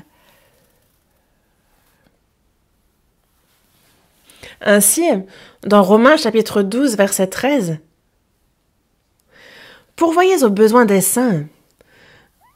Pourvoyez aux besoins des saints. Donc ceux qui leur manquent, donnez-le leur.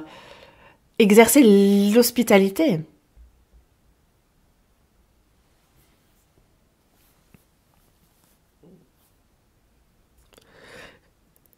Sauvez ceux qui ne sont pas sauvés. Et pour qu'ils puissent l'être, on prie, on sacrifie notre temps, nos biens, nos efforts. Et pour les frères et sœurs qui sont dans la difficulté, on les aide aussi. Ça, c'est vraiment ce qui est agréable. C'est un sacrifice auquel Dieu prend plaisir de s'entraider, de combler aux besoins des frères et sœurs, de ne pas oublier la bienfaisance, la libéralité.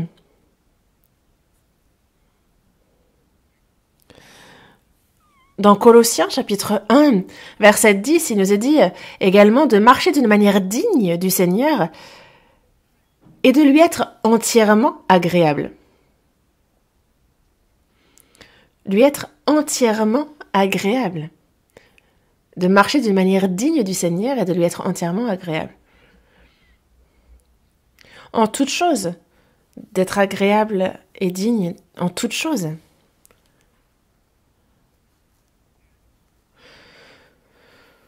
Dieu écoute et exauce les prières et les vœux de ceux qui lui sont agréables, comme il l'a dit.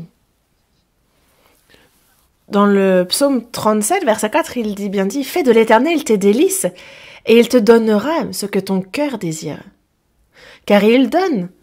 Il a bien dit que à celui qui lui est agréable, il lui donnera ce que son cœur désire. Fais de l'Éternel tes délices et il te donnera ce que ton cœur désire. Car il écoute le souhait et les prières de ceux qui lui sont agréables. Dans Ecclésiaste, chapitre 2, verset 26, il est dit qu'il donne à l'homme qui lui est agréable la sagesse, la science et la joie. À l'homme qui lui est agréable, il y a beaucoup de choses que Dieu veut donner. La sagesse, la science, la joie. Lorsque nous sommes agréables à Dieu, alors Dieu, vraiment, lui-même nous met dans la joie.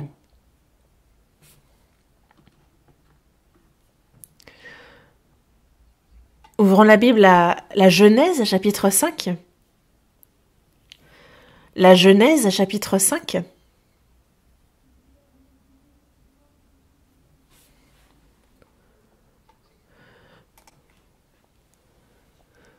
Verset 21. Verset 21. Du verset 21 au verset 24, je vais lire. Enoch, âgé de 65 ans, engendra Méthusélah. Enoch, après la naissance de Méthusélah, marcha avec Dieu 300 ans, et il engendra des fils et des filles. Tous les jours d'Enoch furent de 365 ans. Enoch marcha avec Dieu, puis il ne fut plus, parce que Dieu le prit. Dans la Genèse, chapitre 5, on voit donc la généalogie d'Adam. Adam ayant vécu jusqu'à 930 ans. Et on descend.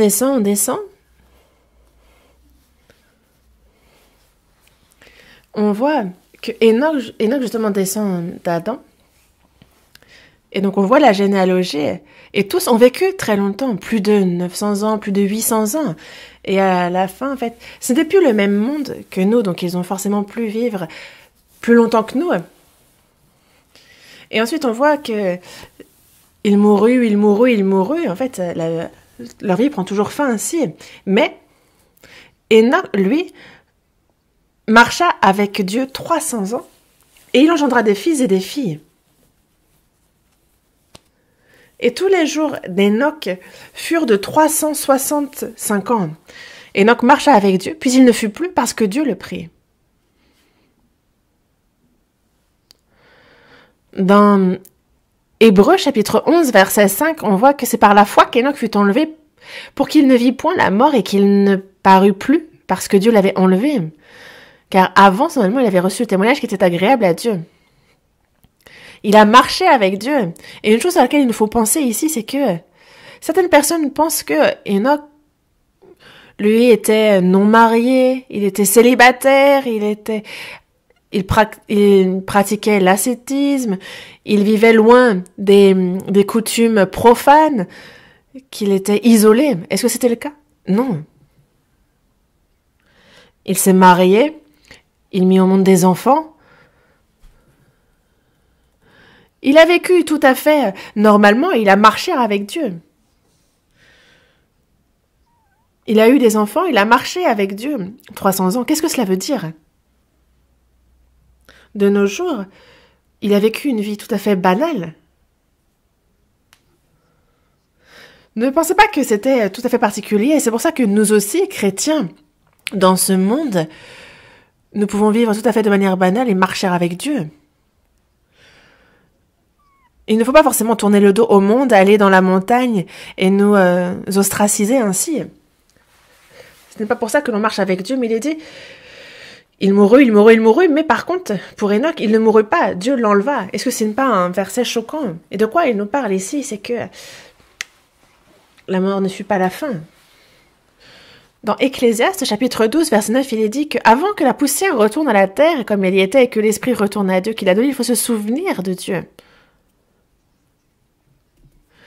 Que l'on meure et que l'on aille au Seigneur, ou que l'on soit vivant et qu'on soit enlevé pour aller vers le Seigneur, est-ce que ce n'est pas pour nous enlever ainsi que Dieu nous a créés?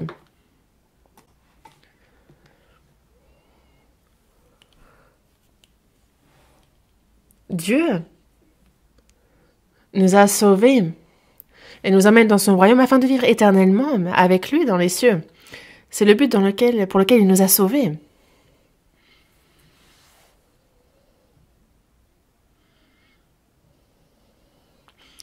Dans Matthieu chapitre 1 verset 21, il est dit que « Elle enfantera un fils et tu lui donneras le nom de Jésus. C'est lui qui sauvera son peuple de ses péchés. » Jésus signifie salut. Jesus, Savior. Jésus est le sauveur. Il est le Seigneur qui nous sauve. Il est appelé Emmanuel, Dieu avec nous. Et c'est pour ça que dans Matthieu chapitre 23, il est dit, on nous parle donc de Jésus, puis ensuite d'Emmanuel, ce qui signifie Dieu avec nous. Le but de notre salut, c'est de demeurer, d'être avec nous. C'est pour cela qu'il nous a sauvés. Dans Exode chapitre 29, verset 45, il s'adresse au peuple d'Israël et lui dit « J'habiterai au milieu des enfants d'Israël et je serai leur Dieu. » Il a bien dit que c'est pour habiter au milieu d'eux, afin qu'ils sachent qu'il est l'Éternel, qu'il les a fait sortir du pays d'Égypte, et c'est afin d'être au milieu d'eux. C'est le but pour lequel il les a fait sortir du pays d'Égypte, c'est afin d'habiter au milieu d'eux, d'être parmi eux. Et quel est le but pour lequel il nous a sauvés? Avant que nous ne soyons sauvés, nous étions ennemis, nous étions séparés de Dieu, mais c'est Jésus qui est mort sur la croix et cela nous a réconciliés avec Dieu. Ce n'est pas nous qui avons trouvé Dieu, c'est Dieu qui est venu nous trouver, mais il nous a trouvés, n'est-ce pas? Nous qui étions des pécheurs perdus, il est venu nous sauver. Et ensuite, que s'est-il passé? Il est dit, en ce jour-là, vous connaîtrez que je suis en mon Père et que vous êtes en moi et que je suis en vous. Il demeure donc en nous, n'est-ce pas? Dans la première épître aux Corinthiens, chapitre 6, verset 19, il est dit, ne savez-vous pas que votre corps est le temple du Saint-Esprit qui est en vous et que vous avez reçu de Dieu et que vous ne vous appartenez point à vous-même? Dès que nous recevons le salut, en nous, il y a le Seigneur. Qu'est-ce que le royaume des cieux? Dans Apocalypse chapitre 21, verset 3, il est dit que le tabernacle de Dieu avec les hommes, en fait, j'habiterai avec eux. Dieu lui-même sera avec eux. C'est qu'il va être dans le même lieu que nous. Il va être avec nous. Il l'a répété au moins à 3 reprises dans ce verset. Le royaume des cieux est le lieu où nous vivrons éternellement avec Dieu. Et ceux qui vivront avec lui éternellement doivent aussi vivre ensemble sur cette terre. Et nous marchons ainsi avec Dieu. Nous marchons avec lui. Et ce n'est pas seulement des personnes en particulier, des personnes spéciales qui marchent avec Dieu. Non.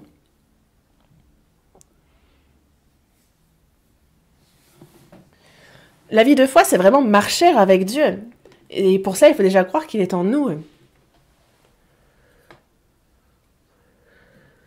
Dans Galates chapitre 2, verset 20, il est écrit « J'ai été crucifié avec Christ, et si je vis, ce n'est plus moi qui vis, c'est Christ qui vit en moi. Si je vis maintenant dans la chair, je vis dans la foi au Fils de Dieu qui m'a donné et qui s'est livré, qui m'a aimé, et qui s'est livré lui-même pour moi.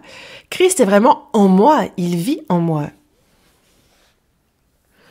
Dans Éphésiens chapitre 3, verset 17, c'est en sorte que Christ habite dans nos cœurs par la foi. Il nous faut donc croire en ce qu'il habite dans nos cœurs. Le Seigneur est dans nos cœurs. Où est-il? Est-ce qu'il est là-haut?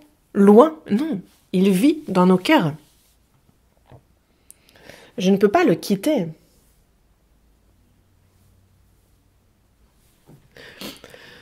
Dans Ésaïe, chapitre 41, verset 10, il est dit « Ne crains rien, car je suis avec toi. Ne promène pas des regards inquiets, car je suis ton Dieu, je te fortifie, je viens à ton secours, je te soutiendrai de ma droite triomphante. » Le Seigneur est avec nous. Et vraiment, il nous aide. Je viens à ton secours, je te soutiens de ma droite triomphante. Mais nous n'y croyons pas. Nous croyons en fait qu'il nous est sauvés, mais nous devons croire aussi à ce qu'il est avec nous, et ce jusqu'à la fin du monde. Il nous en a fait la promesse, n'est-ce pas? Est-ce que s'il n'est pas là, il nous dirait qu'il est là?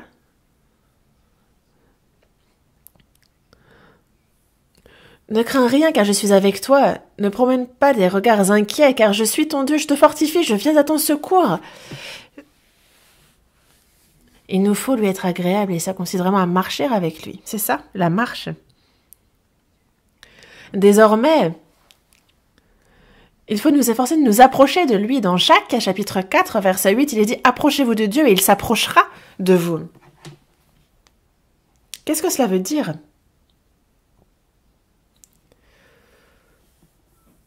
En fait, même si le Seigneur est proche, si on ne le sait pas, alors ça ne sert à rien. Approchez-vous de Dieu et il s'approchera de vous. Si l'on croit en ce que le Seigneur est en nous, alors le Seigneur peut nous aider.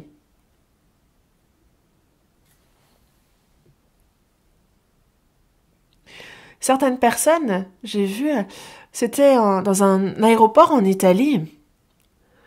Une personne est morte de faim. En fait, elle est morte de froid, de faim. Mais ils ont trouvé dans la poche de cette personne un chèque d'une valeur qui aurait pu lui permettre de vivre toute sa vie sans jamais travailler ni manquer de rien.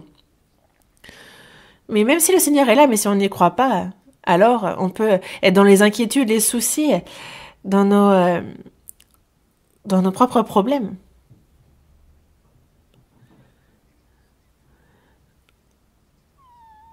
Mais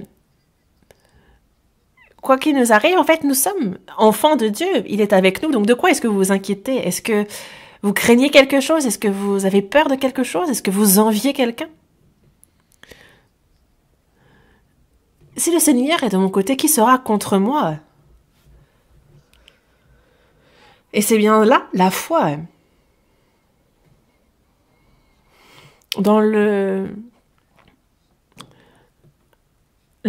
Seigneur est mon aide, et donc je ne craindrai rien que peut me faire un homme, parce que dans le psaume 73, verset 28, il est dit, pour moi, m'approcher de Dieu, c'est mon bien.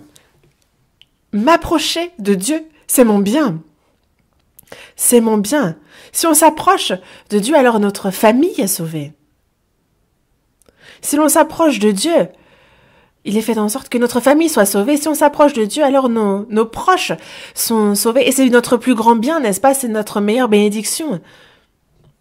Lorsque nous nous approchons de lui, il nous bénit de toutes sortes de façons. Dans le psaume 145, verset 18, il est dit « L'Éternel est près de tous ceux qui l'invoquent, avec sincérité. » Avec sincérité, ceux qui l'invoquent avec sincérité. Il est proche de tous ceux qui l'invoquent ainsi. Si on veut marcher avec Dieu, il nous faut déjà être avec le troupeau, avec lequel le Seigneur est, l'Église, n'est-ce pas? Dans Jean chapitre 15, versets 3 et 4, il dit « Déjà vous êtes purs à cause de la parole que je vous ai annoncée. Demeurez en moi et je demeurerai en vous. Comme le sarment ne peut de lui-même porter du fruit s'il ne demeure attaché au cep, ainsi vous ne pouvez non plus si vous ne demeurez en moi. » Le cep, nous sommes le sarment et il nous faut être attachés. Qu'est-ce que cela veut dire? Ça veut dire de demeurer dans son Église, d'être attaché au troupeau. Et quitter le troupeau, c'est quitter le Seigneur. Demeurer dans le troupeau, c'est demeurer dans le Seigneur. Dans la Genèse, chapitre 13, verset 14, on voit l'Éternel qui dit à Abraham, en fait, l'Éternel est avec Abraham, mais il y a Lot qui, lui, se dirige vers Sodome et Gomorrhe et qui laisse Abraham. Et à partir de ce moment-là, l'Éternel n'est plus avec Lot. Lorsqu'il a quitté Abraham, Lot a aussi quitté l'Éternel. Sodome et Gomorrhe, lorsqu'ils ont été frappés par la foudre, seul Lot et sa famille s'en sont sortis. Et dans la première épître aux Corinthiens, c'est comme ceux qui s'en sortent de justesse, qui ont reçu le salut, mais par le feu, et donc qui sont donc dans la honte. Si on est sauvé, mais qu'on quitte le troupeau, alors on ne peut marcher avec Dieu. Il nous faut être dans le troupeau. Il nous faut être dans le troupeau avec Dieu. Dans Jean chapitre 4, dans la première épître de Jean chapitre 4, verset 12, il est dit que personne n'a jamais vu Dieu, mais si nous aimons les uns les autres, Dieu demeure en nous et son amour est parfait en nous. Où est Dieu? Il est dans le troupeau de ceux qui s'aiment les uns les autres. Il est avec nous lorsque nous aimons les uns les autres, il demeure parmi nous. Et son amour, justement, s'accomplit parfaitement à travers nous. Et c'est pour ça qu'il nous faut être dans le troupeau. Si on veut marcher avec Dieu, il faut que, comme Dieu, nous soyons saints. Dans la première épître de Pierre, chapitre 1, verset 15, il est dit « Mais puisque celui qui vous a appelé est saint, vous aussi soyez saints dans toute votre conduite. »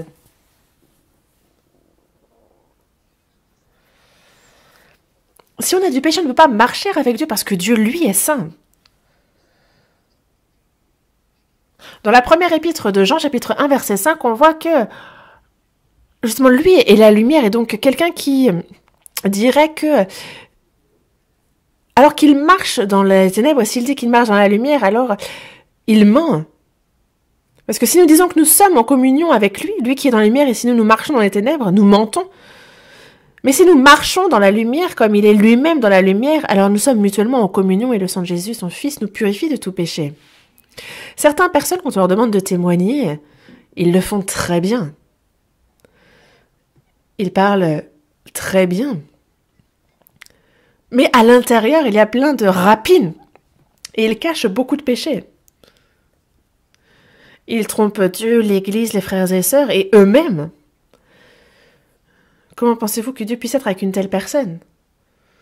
Nous, pour marcher avec Dieu, il faut que l'on marche dans la lumière. Et si l'on marche dans la lumière, alors on est en communion avec lui. Avec les frères et sœurs aussi. Il faut qu'il y ait communion avec Dieu pour avoir communion avec les frères et sœurs, et inversement, c'est un lien que l'on ne peut briser. Marcher avec Dieu, une vie qui marche avec Dieu, c'est aussi le reconnaître dans toutes nos voies. Dans le Proverbe, chapitre 3, verset 6, il est dit « Reconnais-le dans toutes tes voies, et il aplanira tes sentiers. » Qu'est-ce que le reconnaître dans toutes nos voies? C'est le reconnaître en toutes choses, c'est le faire intervenir dans toutes choses, se demandant pour toutes choses, comment est-ce que le Seigneur aurait fait? Il arrive parfois que les gens ils fassent comme bon leur semble, mais plutôt demandez-vous ce que Dieu aurait fait. Qu'aurait-il pensé de telle ou telle situation? Et quand on se pose cette question, alors on trouve la réponse. Reconnais-le dans toutes tes voies et il aplanira tes sentiers. Il ne faut pas se considérer comme étant sage. Abandonnez votre sagesse et discutez-en avec Dieu, lui demandant où est la bonne voie. Avancez pas à pas, prudemment, en lui demandant, en le consultant. Et dans le psaume, chapitre 16, verset 8, il est dit « J'ai constamment l'Éternel sous mes yeux. Quand il est à ma droite, je ne chancelle pas. » Je l'ai constamment sous mes yeux.